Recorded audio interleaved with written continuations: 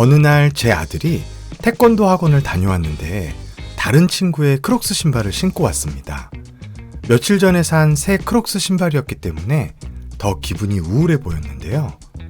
태권도 학원에 다니는 다른 친구가 자신의 크록스 신발과 컬러도 같고 사이즈도 같아서 제 아들의 크록스 신발을 신고 갔다고 합니다. 아이들에게 국민 신발인 크록스는 정말 안 신는 친구들이 없을 정도로 엄청난 인기를 끌고 있기 때문에 이런 일이 일어난 것 같습니다. 그리고 크록스만큼 인기가 많은 또 하나의 아이템이 있는데요. 여러분들도 잘 알고 있는 크록스 액세서리 지비치입니다.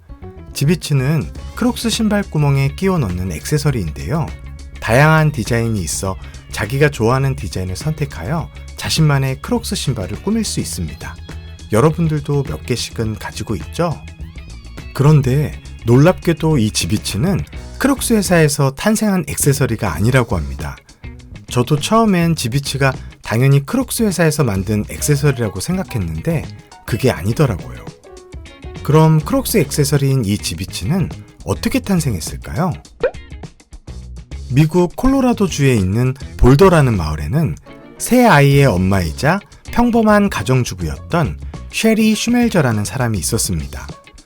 평소 손재주가 좋고 아이들을 위해 이것저것 만들어주기를 좋아했던 쉐리 슈멜저는 집안에서 쉽게 찾을 수 있는 소품들인 단추나 리본, 매듭이나 천, 가짜 보석 등 자잘한 소품들을 이용해서 아이들의 크록스 신발을 꾸며주는 것이 취미였다고 합니다. 어느 날 실크로 만든 꽃을 아이들의 크록스 신발 구멍에 넣어 예쁘게 꾸며주었는데요.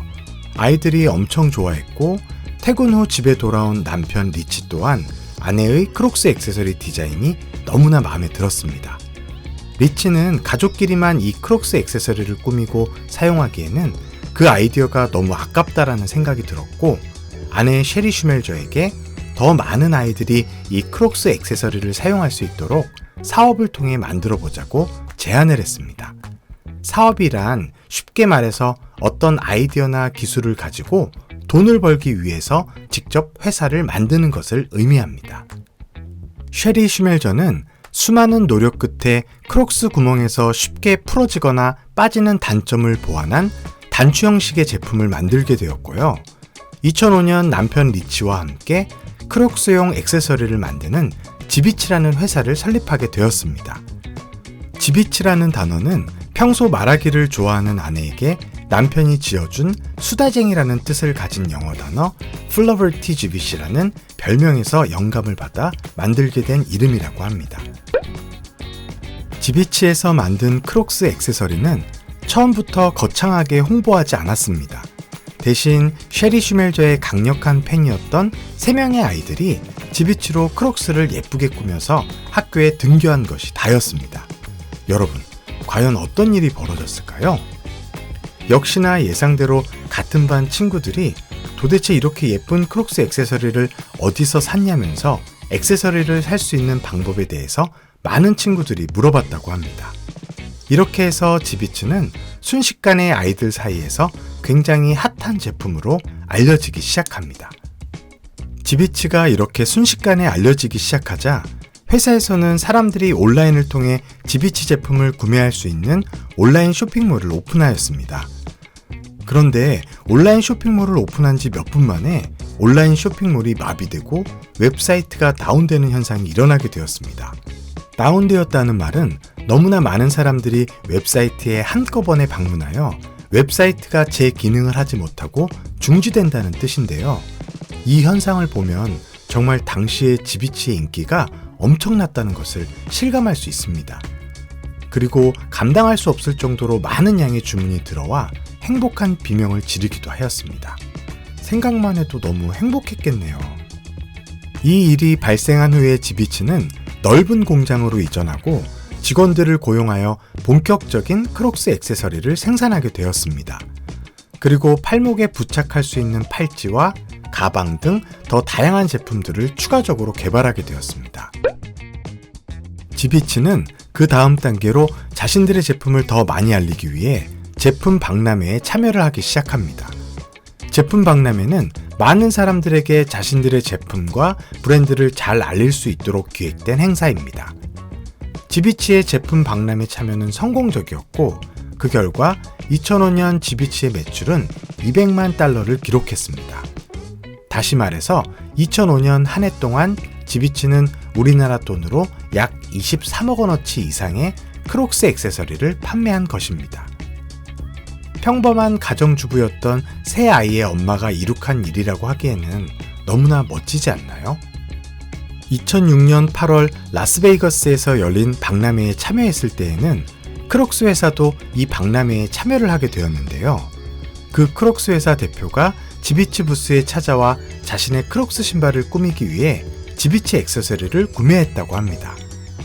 이때의 만남을 시작으로 크록스와 지비치는 함께 만나서 많은 이야기를 나누게 되었습니다.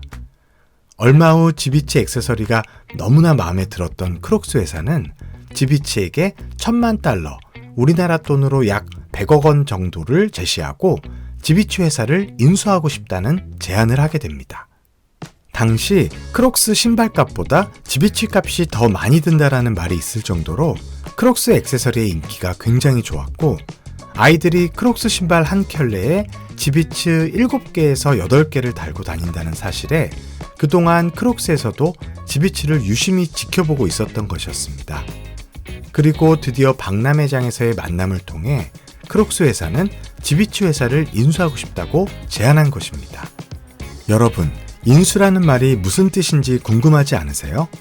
인수라는 말은 쉽게 말해서 우리가 마트에서 장을 볼 때 필요한 물건들을 구매하는 것처럼 회사들도 자신들이 필요한 회사가 있으면 그 회사를 구매하는 것이라고 생각하면 됩니다.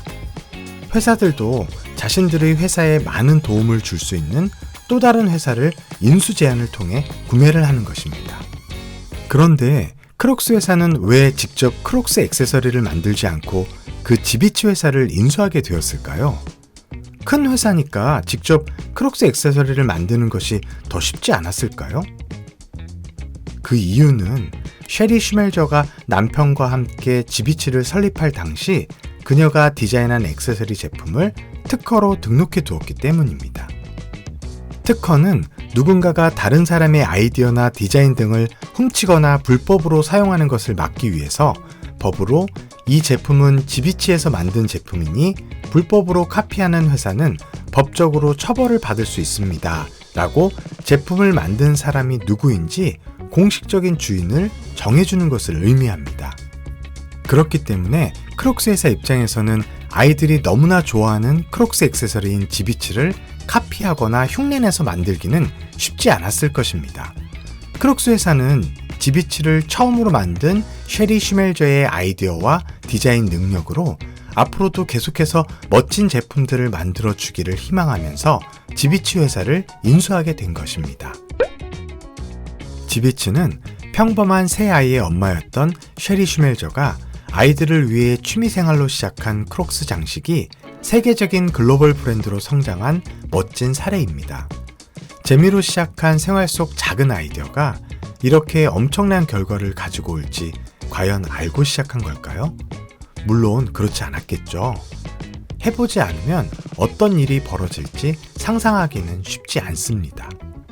이 이야기를 들은 제 아들은 자기도 아이디어가 떠오르면 무엇인가 만들어 보고 싶다고 이야기를 하더라고요. 여러분들도 스스로 흥미를 느끼거나 혹은 여러분 주변에서 작은 아이디어라도 떠오른다면 서툴러도 좋으니까 한번 만들어 보세요. 부모님께 아이디어를 얘기해 보는 것도 좋은 방법이 될 수 있겠네요. 비록 작은 아이디어라고 하더라도 여러분 인생에 큰 변화를 줄 수도 있습니다. 그럼 저는 다음 이야기로 다시 찾아오겠습니다. 아이들을 위한 세상을 변화시키는 다양한 이야기들을 전달합니다. 아빠표 스토리 슈퍼였습니다. 아이들에게 이 이야기가 도움이 된다고 느끼신다면 구독과 좋아요, 알람 설정 부탁드립니다.